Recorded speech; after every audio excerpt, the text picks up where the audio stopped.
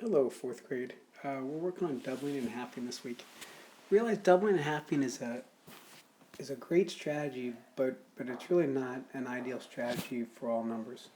It works for some numbers, but not all. Let me show you what I mean. If we want to double in half, so if you're doubling one number, you're halving the other because the relationship they have with multiplication. So I'm going to double 25 and make that into 50. But if I doubled that, I'm going to half 12. Half of 12 is 6. Let's say I double 50 into 100, and then I half 6 is 3. Well, then we know 25 times 12 is actually 100 times 3, so the answer is 300. So that works out really well. 25 is a great example of a number that doubles very well, and halving the other number really works out well. 7 and 9, though. Let me show you something. They're both odd numbers, which is not always ideal. And on top of that, look what happens. If I double 7, that becomes 14. If I half 9, that becomes 4.5. If I double 14, that becomes 28. If I half 4.5, that becomes 2 25/100ths. So all of a sudden it's like, well, I don't know if that's making it easier or not. Ultimately you may just want to say 7 groups of 9 is 63, or go back to use partial product and say, hey, I know 10 minus 1 is 9, 7 tens is 70, minus 7 would be 63. So again, just be aware of that.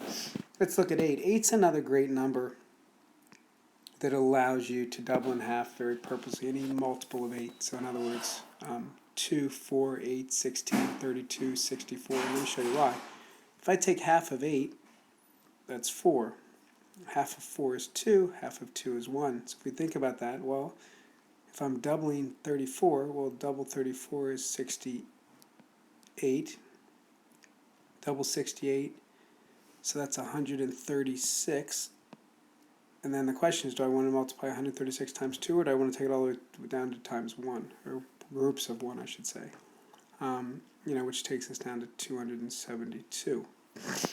So, again, 8 and 25 are two numbers that when you see, well, I shouldn't say 8, when you see 2, 4, 8, 16, 32, 64, 128. If you see any combination of multiples, you know that we'll have 128 is 64, half of 64 is 32, half of 32 is 16, half of 16 is 8.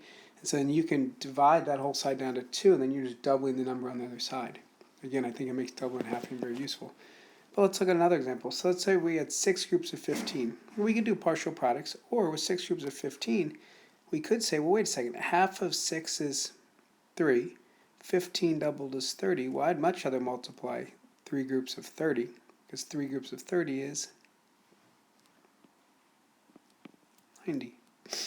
Okay, so again, just another strategy for multiplication, but I said it's not ideal for every number you can use. So really think about the number combinations, and ultimately, if it gets you into fractions, sometimes fractions under decimals, sometimes it's going to be easier, sometimes it's not.